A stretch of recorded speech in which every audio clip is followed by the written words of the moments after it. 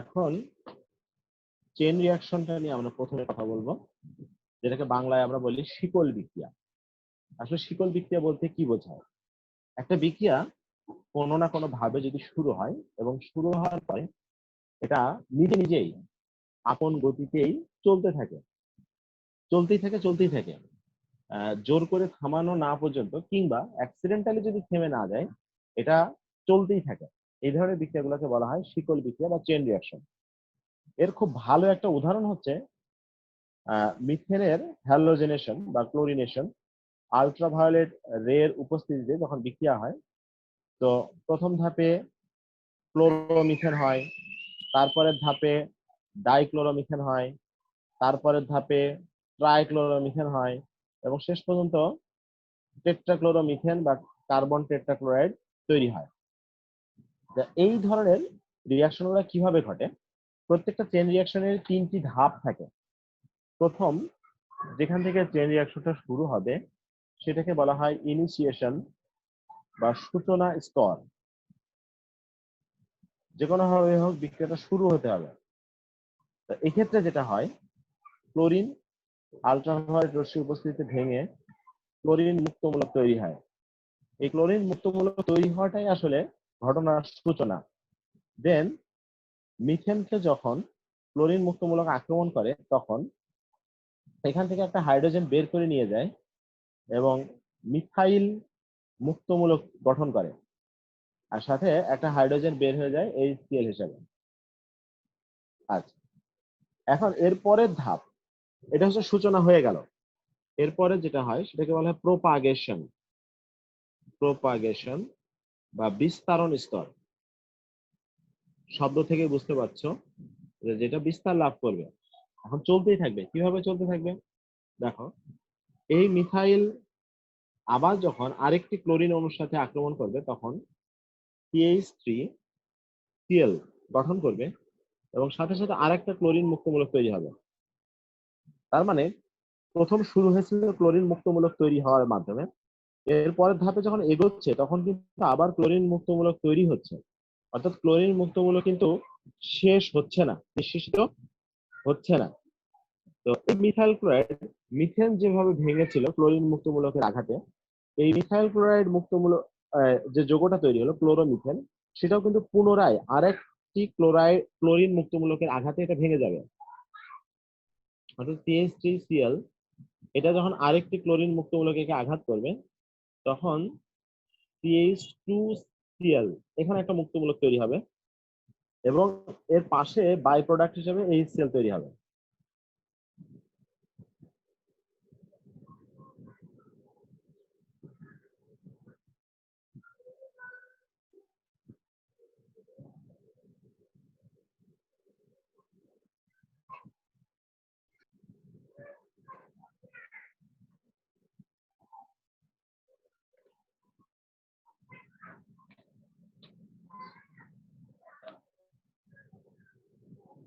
এই হচ্ছে এই জায়গাটার অবস্থান।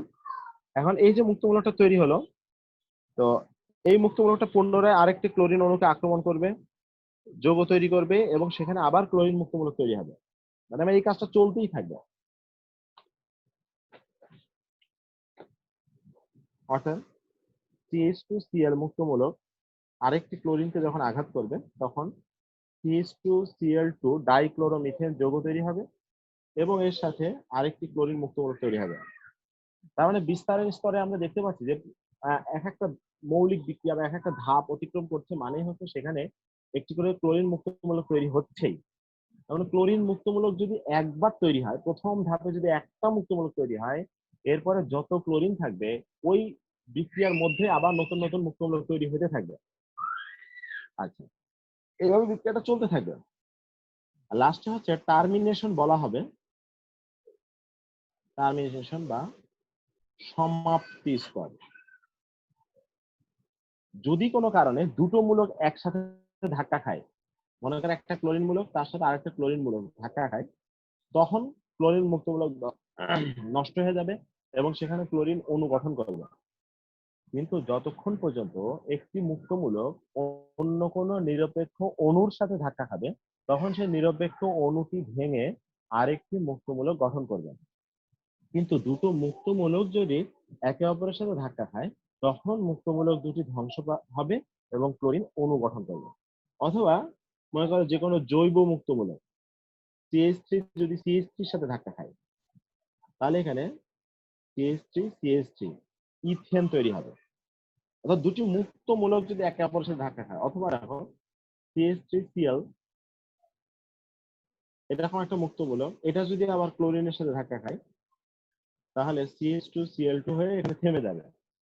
অর্থাৎ যে কোনো ধরনের দুটি মুক্তমূলক যদি একে অপরের সাথে সংঘর্ষে লিপ্ত হয়, তখন মুক্তমূলকটি নষ্ট হবে এবং বিক্রিয়াটি শেষ হবে। আর যতক্ষণ পর্যন্ত মুক্তমূলক দুটি একে অপরের সাথে ধাক্কা না খাবে, বরং অন্য কোনো যৌগ অণুর সাথে ধাক্কা খাবে, ততক্ষণ পর্যন্ত নতুন নতুন মুক্তমূলক তৈরি হতে থাকবে এবং বিক্রিয়া সামনের দিকে এগোতে থাকবে। এই হচ্ছে মূল ধারণা।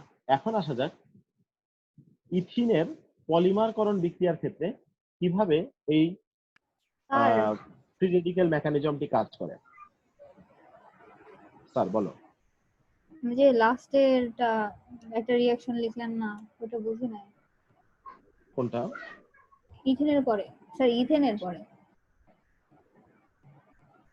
হ্যাঁ, এটা হচ্ছে ক্লোরোমিথাইল মুক্তমূলক, এর সাথে যদি আরেকটা ক্লোরিন মুক্তমূলক সংঘর্ষ হয়, তখন ডাইক্লোরোমিথেন তৈরি হয়ে যাবে। তারপরে দুটো যে কোনো ধরনের দুটি মুক্তমূলক একে অপরের সাথে ধাক্কা খেলে কিছু একটা তৈরি হবে এবং মুক্তমূলক ধ্বংস হয়ে গেলে বিক্রিয়াটা ওখানে শেষ হবে। মানে এইটা আলাদা একটা বিষয়, এইটা আলাদা একটা বিষয়, এটা আলাদা একটা বিষয়। এমন না যে এইটার সাথে এটা, এটার সাথে এটা, এরকম না। মানে বিভিন্ন ভাবে দুটো মূলক একে অপরের সাথে ধাক্কা খেতে পারে, সেই বিষয়টা আমি দেখাচ্ছি। কথা বোঝা গেছে? জি স্যার। আচ্ছা, বোঝা গেলে খুবই ভালো কথা।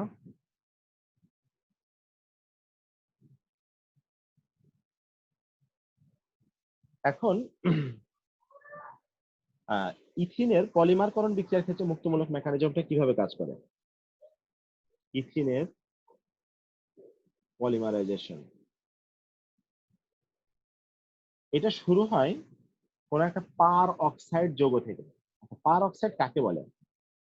অক্সিজেন অক্সিজেন যখন একক বন্ধন থাকে, এর সাথে এদিকে এদিকে যে কোনো মূলক থাকলে তাকে পার অক্সাইড বলে। তুমি এখানে হাইড্রোজেন নাও, তাহলে হাইড্রোজেন পার অক্সাইড। তুমি এখানে মিথাইল নাও, মিথাইল পার অক্সাইড। তোমার যা মনে চায় তুমি তাই নিতে পারো, XYZ ABCD যা ইচ্ছে তাই নিতে পারো। তো বইতে দেখা ওয়াই নিয়ে লিখেছে, হ্যাঁ আমরা ওয়াই নিতে পারি, আমরা অন্য কিছু নিতে পারি, এতে কিছু যায় আসে না। মনে করেন আমরা এখানে নিলাম টি, নিতে পারি টি পার অক্সাইড। এখন এইটা আল্ট্রাভায়োলেট রশ্মির উপস্থিতিতে যখন ভেঙে এই অংশটা, অর্থাৎ এই জায়গাটা থেকে ভাঙনটা ঘটে, ভেঙে মুক্তমূলক গঠন করে, দুইটি মুক্তমূলক গঠন করে। আচ্ছা, দেন ইথিনকে এখন এই মুক্তমূলক যখন আক্রমণ করবে, তখন এই পাই বন্ধন ভেঙে ফেলবে। ভাঙলে কি হবে? এই পাশে এটা সংযুক্ত হলো, তাহলে এখানে দুইটি কার্বন, একটা কার্বনের সাথে সংযুক্ত হলো, আর একটা কার্বনের উপর একটা সিঙ্গেল ইলেকট্রন থেকে যাবে। তার মানে নতুন একটি মুক্তমূলক তৈরি হবে। বোঝা গেল?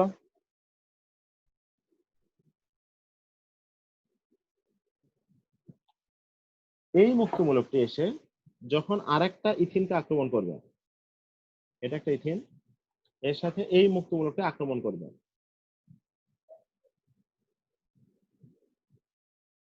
তখন এই মুক্তমূলকটি এখানে যে পাই বন্ধনকে আক্রমণ করবে, করে যে কোনো এক পাশের কার্বনের সাথে যুক্ত হবে।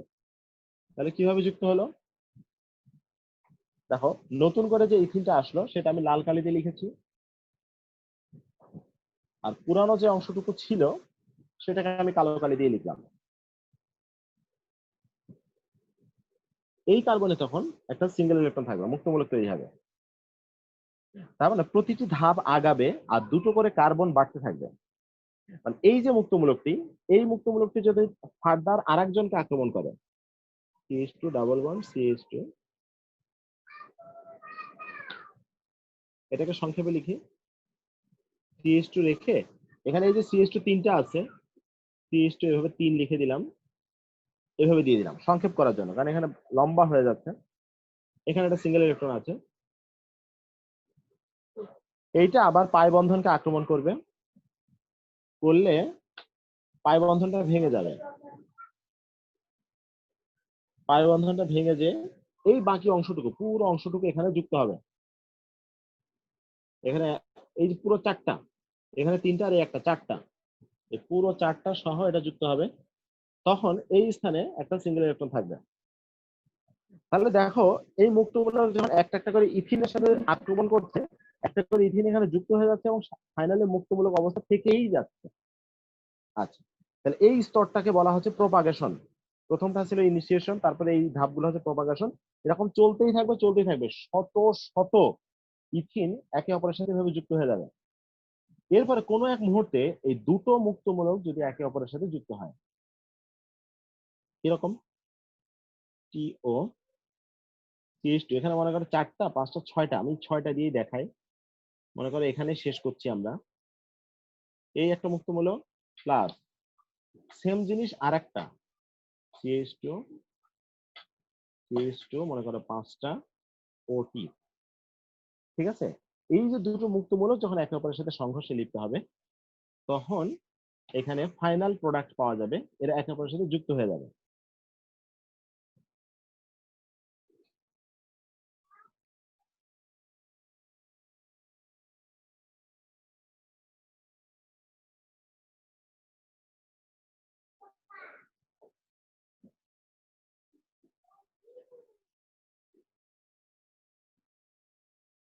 টিও, তাহলে CH2 পাঁচটা, আচ্ছা পাঁচটা, আচ্ছা পাঁচটাই দিই। তারপর এখানে একটা CH2, এখানে একটা CH2, আচ্ছা এখান থেকে এখানে চলে আসলাম, আমার জায়গা নেই খাতায়। CH2 আবার পাঁচটা OT, আচ্ছা এটা পেলাম। এখন দেখো এই যে টি লিখেছি, যেটা এই টি যদি কোনো জৈব মৌলকই হয়, মনে করো মিথাইল হয় বা ইথাইল হয়, তাহলে তো সমস্যা নেই, পাশে মিথাইল থাকলেও অসুবিধা নেই। দিয়ে এই যে দীর্ঘ শিকল যে যৌগটা তৈরি হয়, এটা হচ্ছে পলি ইথিন। এখন কি মেকানিজমটা আমরা বুঝতে পেরেছি? স্যার স্যার শোনা কোনো প্রশ্ন যায়? আছে? হ্যাঁ, ওই যে হ্যাঁ যে বলো। দুটা লাস্ট ধাপে দুটাই পাঁচ পাঁচ দেওয়া, ওখানে কি একটা চার একটা পাঁচ এরকম যুক্ত হতে পারে? আহ হতে পারে, অসম্ভব কিছুই না। না, এখানে কারণ এন আর এখানে এম দিয়ে দেখানো, তো এটা মানে কি? হ্যাঁ ওই তো, মানে এক এন এবং এম ইকুয়ালও হতে পারে, আবার নট ইকুয়ালও হতে পারে, যে কোনো কিছু হতে পারে। মানে এটা আনসার্টেন, যদি কোনো নির্দিষ্ট শর্ত থাকতো তাহলে কিন্তু সেটা উল্লেখ করা হতো। আর শর্ত থাকার কোনো সুযোগও নেই, কারণ চেইন রিয়াকশন যখন চলতে থাকে তখন আসলে কোনো কন্ট্রোল থাকে না। ওর রিয়াকশনটা নিজের ইচ্ছা মতো চলতে থাকে, যার যতগুলো ইচ্ছা সে যুক্ত হতে থাকে। এটা অনেকটা কন্ট্রোললেস রিয়াকশন। বুঝছি। আচ্ছা ঠিক আছে, তাহলে এই বিষয়টা গেল। সেকেন্ড, আমাদের সামনে একটা প্রশ্ন ছিল স্টিরিও সিলেক্টিভ ক্যাটালিস্ট। এটা আচ্ছা, প্রথম পত্রের চতুর্থ অধ্যায় যখন তোমরা পড়েছিলে, তখন তোমরা প্রভাবক সম্পর্কে মোটামুটি কিছু জ্ঞান অর্জন করেছিলে। তো প্রভাবকের অনেকগুলো বৈশিষ্ট্যের মধ্যে দুটো বৈশিষ্ট্য হচ্ছে সিলেক্টিভিটি আর হচ্ছে স্পেসিফিসিটি। এই দুটো শব্দ কি কখনো আমি তোমাদেরকে বলেছিলাম?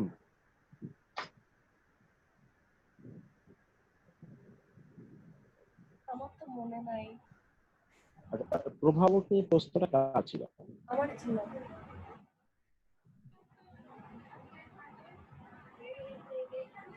সঞ্চিতার? হ্যাঁ সঞ্চিতা, তুমি এটা কোথায় পেয়েছো?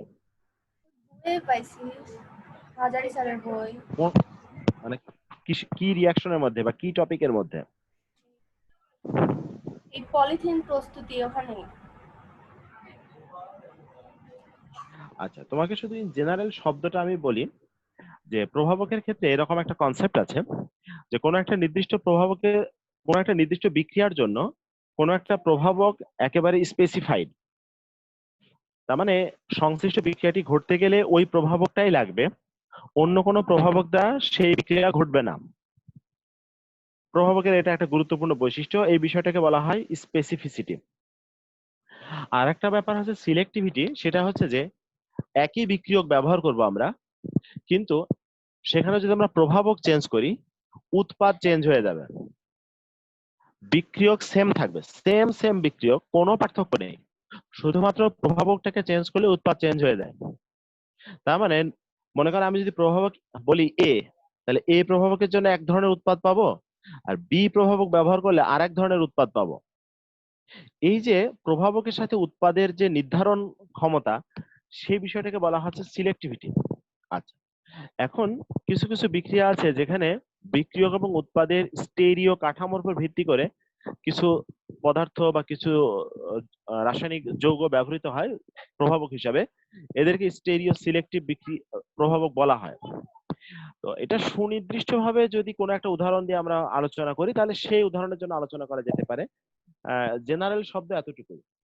তো আমাদের লেভেলে, উচ্চ মাধ্যমিকের লেভেলে যেহেতু প্রভাবকের এই সমস্ত মেকানিজম গুলো খুব একটা গুরুত্বপূর্ণ না, এই জন্য আমরা চাইলে এটাকে ইগনোর করতে পারি। কেমন? এটা নিয়ে এর চেয়ে বেশি দরকার নাই। ঠিক আছে সঞ্চিতা? স্যার, বলো। পলিথিন অ্যাসিড ক্ষার বিভিন্ন দ্রাবক দ্বারা আক্রান্ত হয় না, এটা কি সত্য? হ্যাঁ, এটা সত্য। তো আমি যদি অ্যাসিডের মধ্যে পলিথিন দিই, পলিথিন গলে যাবে না? না, গলবে না? দিয়ে দেখতে পারো, গলবে না, দিয়ে দেখতে পারো। তোমাদের পাবনাতে ওই যে পাবনা কলেজের গলি যেটাকে বলে, আব্দুল হামিদ রোড থেকে স্বর্ণপট্টির সংযোগ যে মাঝখানে একটা গলিটা, তো ওই গলিতে দেখবা প্রচুর অ্যাসিড বিক্রি হয়। তো এই অ্যাসিড গুলো যে বিক্রি করে কিসের মধ্যে রেখে বিক্রি করে? সাধারণ পানির বোতলে না? জানি না। হ্যাঁ, তুমি যদি কখনো ওই রাস্তা, হ্যাঁ, ছেলেরা যদি ওই রাস্তা দিয়ে হেঁটে থাকো দেখবা এমনি নর্মাল 7 আপ, পেপসি, মামের বোতল, যে কোনো বোতল টোতলের মধ্যে রাখে। তো সাধারণ পলিমার গুলো অ্যাসিড বা ক্ষার দ্বারা ক্ষয়প্রাপ্ত হয় না। তোমরা বিশ্বাস না হলে জাস্ট নিজেরা ট্রাই করে দেখতে পারো, ওখান থেকে অ্যাসিড কিনে আনতে পারো। অ্যাসিডের দামও খুবই সস্তা, মাত্র 25 টাকা লিটার। 1 লিটারের অ্যাসিডের দাম 25 টাকা। অ্যাসিড কিনে নিয়ে এসে পলিথিনের উপরে একটু ঢেলে দেখো, দেখবা যে পলিথিনের কিছুই হবে না। তবে বি কেয়ারফুল, নিজের হাতের উপর ঢেলে দিও না, হাত কিন্তু নাই হয়ে যাবে। এটা আসলে খুবই বেআইনি এবং খুবই অন্যায় একটা কাজ। উন্মুক্ত ভাবে কখনো এই ধরনের অ্যাসিড বিক্রি কোনো মানে আন্তর্জাতিক আইনে এটা কখনোই বৈধ না। বাংলাদেশ বলে এটা সম্ভব, উন্মুক্ত বাজারে অ্যাসিড বিক্রি হয়। আচ্ছা, এখন স্যার, আমাদের পরে, হ্যাঁ স্যার বলেন। পলিপ্রোপিলিন প্রস্তুতিতে হেপটেন দ্রাবকে কেন দেয়, অকটেন, হেক্সেন এগুলো না কেন? আচ্ছা, এই প্রশ্নটা আমি দেখলাম, কিন্তু আমি নিজেও এই মুহূর্তে এটার কোনো এক্সপ্লেনেশন দিতে পারছি না। এটা আমাকে তাহলে একটু স্টাডি করে দেখতে হবে, এটা আমার সঠিক জানা নাই।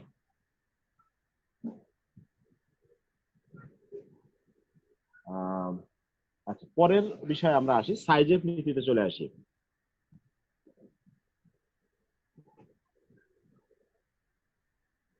আচ্ছা, সাইজের নীতি নিয়ে প্রশ্ন করেছে নূপুর, কাবি এরা। একটু খেয়াল করে দেখো, নূপুর একটা কথা বলেছিলে যে অধিক প্রতিস্থাপিত অ্যালকিন, এই শব্দটার অর্থ কি? অধিক প্রতিস্থাপিত মানে কি? আচ্ছা, অ্যালকিন মানে কি? অ্যালকিন মানে এতটুকু, এটার নামই তো অ্যালকিন নাকি নূপুর? জি স্যার। আচ্ছা, এটা নাম অ্যালকিন। এখন এই অ্যালকিনের সাথে যদি সবগুলো হাইড্রোজেন থাকে, তার মানে দ্বিবন্ধনযুক্ত কার্বনের সাথে অন্য কোনো প্রতিস্থাপক নেই। দ্বিবন্ধনযুক্ত কার্বনের সাথে অন্য কোনো প্রতিস্থাপক নেই। এখানে যদি একটা আমি মিথাইল দিই, তার মানে একটি প্রতিস্থাপক আছে।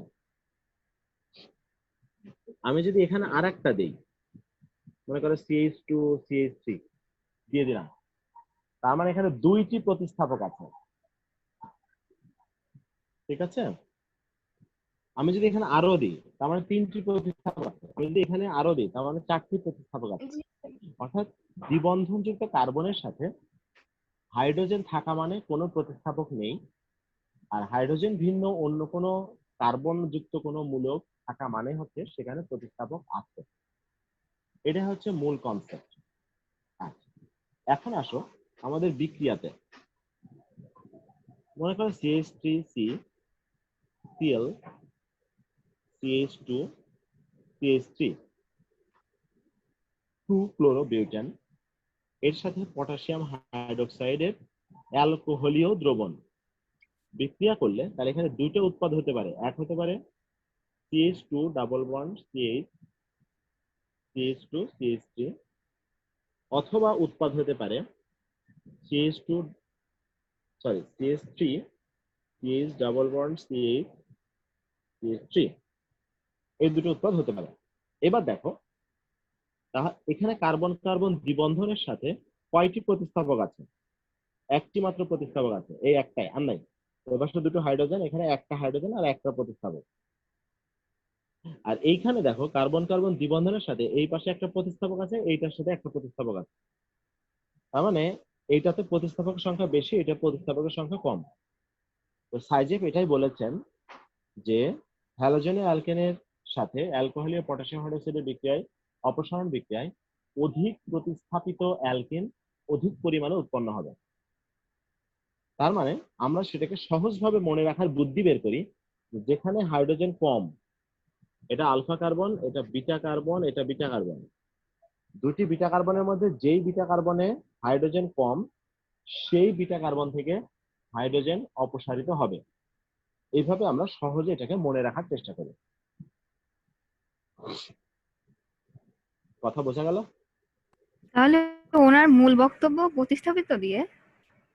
হ্যাঁ, সাইজেফের যে মেইন স্টেটমেন্ট আছে সেই স্টেটমেন্টে প্রতিস্থাপক দিয়েই স্টেটমেন্টটা দেওয়া আছে। আমি তো ভাবতাম হাইড্রোজেন। না, হাইড্রোজেনের বিষয়টা হচ্ছে আমরা আমাদের মনে রাখার সুবিধার জন্য এটাকে আমরা সহজ ব্যাখ্যা করে নিয়েছি। Higher substituted alkane will be form, এই ভাষাটাই ওখানে ব্যবহার করা হয়েছে।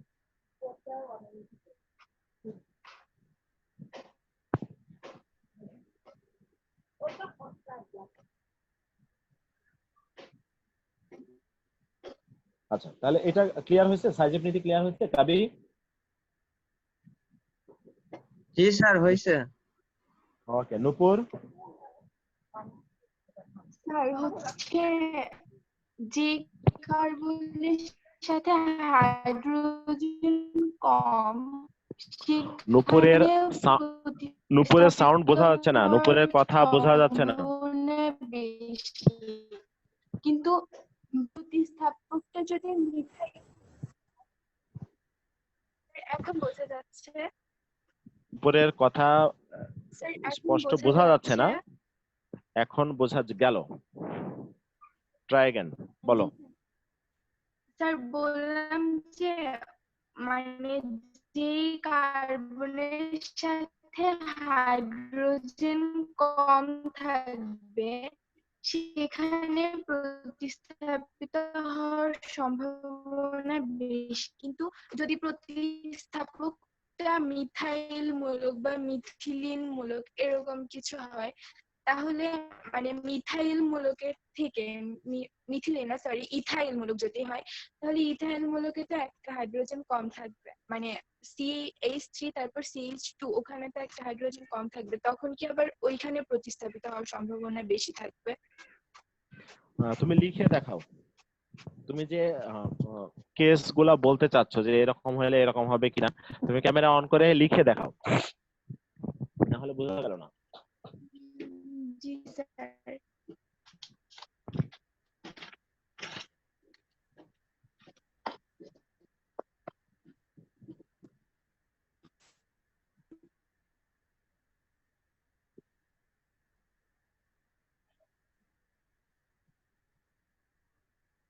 ক্যামেরা অন করো, করে খাতার উপর রাখো, রেখে তুমি খাতার উপর লিখে প্রশ্ন করো যে কোন কোন বিষয় নিয়ে তুমি জানতে চাচ্ছ। ক্যামেরা অন করো।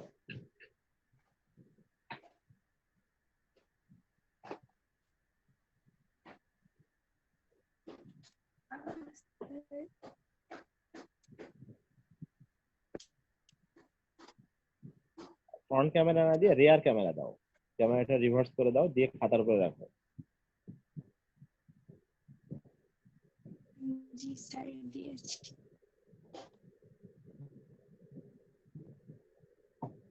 তারপরে বাবা এত ভর দিয়ে লিখো যে আর এক পৃষ্ঠা লেখা এই পৃষ্ঠা বোঝা যাচ্ছে। তোমার নাম লিখতে হবে না, তুমি শুধু সংকেত লিখে লিখে কম্পেয়ার করো। বাংলায় নাম লেখার প্রয়োজন নেই, তুমি সংকেত লেখো, লিখে তুমি যেটা জানতে চাচ্ছ সেটা বলো যে এই ক্ষেত্রে কি হবে, এই ক্ষেত্রে কি হবে। শুধু মিথাইল ইথাইল থেকে তো লাভ নাই, জি স্যার। আমার তো হচ্ছে হ্যালোজেন থাকতে হবে। তুমি যদি হ্যালোজেন উদাহরণে না নিয়ে আসো তাহলে তো তোমার এই উদাহরণের কোনো মূল্য নেই। দেখো ক্লোরিন থাকলো, এখানে যদি এরকম থাকে CH2 CH3, ক্লোরো ইথেন থাকে, তাহলে কিন্তু এটাতে সাইজেফ নীতির কোনো প্রযোজ্যতা নেই। কারণ হচ্ছে এখানে বিটা কার্বন একটাই। আবার যদি এমন হয়, দেখো এখানে ক্লোরিন থাকলো, এখানে CH, এ পাশেও CH3, এ পাশেও CH3, এক্ষেত্রেও সাইজেফ নীতির কোনো প্রয়োজন নেই, কারণ বিটা কার্বন এই পাশেও যায়, এই পাশেও যায়, উভয় পাশে মিথাইল। যখন দুটি বিটা কার্বনের পরিবেশ ভিন্ন হবে, দুটি বিটা কার্বনের মধ্যে কোনো একটিতে হাইড্রোজেন বেশি, কোনো একটিতে হাইড্রোজেন কম, কেবল তখনই সাইজেফ নীতির প্রযোজ্যতা। নুপুর কথা বুঝেছো? জি স্যার। আচ্ছা ঠিক আছে, ধন্যবাদ।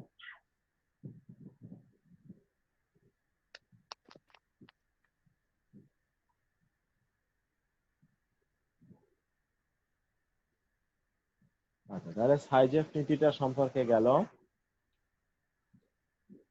আর কি প্রশ্ন যেন ছিল? Inductive effect. আচ্ছা এটা খুব সহজ একটা জিনিস ছিল হৃদয়। ইনডাকটিভ ইফেক্ট, ইনডাকটিভ ইফেক্টের বিষয়টা হচ্ছে জাস্ট, এটা বাংলা অর্থ হচ্ছে আবেশীয় ফল। এর আগে খুব ভালো মতো এটা বলা হয়েছিল, অর্থাৎ কোন জৈব অণুতে সিগমা বন্ধনে আবদ্ধ কোন মূলক যদি ইলেকট্রন নিজের দিকে টেনে নেয় অথবা অন্যের দিকে ঠেলে দেয়, অর্থাৎ সিগমা বন্ধনের ইলেকট্রনের সরণকেই আবেশীয় ফল বা ইন্ডাকটিভ ইফেক্ট বলে।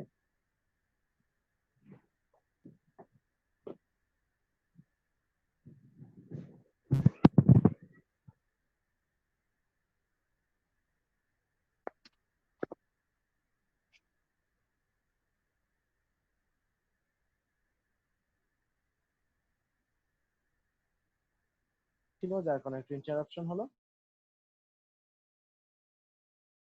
আচ্ছা তাহলে আবেশীয় ফল বা ইন্ডাকটিভ ইফেক্টের বিষয়টা আমরা এটা বুঝি। তো হৃদয়, তোমার কি এটা নিয়ে আরো কোনো প্রশ্ন আছে? মিস্টার হৃদয়? আচ্ছা ঠিক আছে, তাহলে মোটামুটি আমাদের পেছনের পড়া শেষ হলো, আমরা সামনে আগাবো। যদিও ক্লাসের সময় আছে ফার্স্ট স্পেলে 2 মিনিট।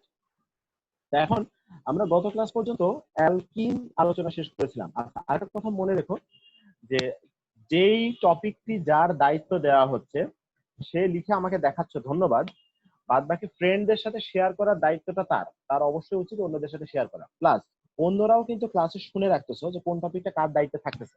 তো সুতরাং তোমরা নিজ দায়িত্বে তাকে নক করে তার কাছ থেকে বিষয়টা কমপ্লিট করে নিবে, ঠিক আছে? যেমন অ্যালকিন, অ্যালকিন বিষয়টা সঞ্চিতার দায়িত্বে ছিল, তো সঞ্চিতা মোটামুটি দেখিয়েছে ফাইনাল। এখন সঞ্চিতা যতটুকু করেছে তার চেয়ে যদি কারো ঘাটতি থাকে তাহলে সেটা সঞ্চিতা হেল্প করবে। আর যদি সঞ্চিতার চেয়েও কেউ বেশি লিখে ফেলে তো তাকে অভিনন্দন, সেটা সঞ্চিতা তার কাছ থেকে কালেক্ট করে নিয়ে সঞ্চিতা নিজে লিখে নেবে, ঠিক আছে? এভাবে কন্টিনিউ করো। দেন আজকে আমরা কথা বলবো অ্যালকিন। তাহলে অ্যালকাইনের জন্য প্রস্তুতি, শনাক্তকরণ এবং কে কি বলছে শুনছে না? আমি বলছিলাম যে গ্রুপ তো আলাদা আলাদা হলে ওদেরকে কোথায় পাবো? আচ্ছা ঠিক আছে, আজকের ক্লাসের পরে সেটা সমাধান করার চেষ্টা করছেন। আচ্ছা এখন গতদিন অ্যালকিনের যে প্রিপারেশন গুলো ছিল সেখান থেকে দুইটা বিক্রিয়া আমি একটু হাইলাইট করেছিলাম সঞ্চিতাকে। দেখো, যখন CH3 CH2 হ্যালোজেন, একটা হ্যালোজেন থাকছে, তখন এখানে পটাশিয়াম হাইড্রোক্সাইড দিলে অ্যালকিন তৈরি হচ্ছে। তার মানে পটাশিয়াম হাইড্রোক্সাইডের অ্যালকোহলীয় সলিউশন ব্যবহার করলে একটা হ্যালোজেন এবং আরেকটা হাইড্রোজেন মিলে হাইড্রোজেন হ্যালাইড অপসারিত হয়। খেয়াল করো, কিন্তু দুটো কার্বনে যদি হ্যালোজেন থাকে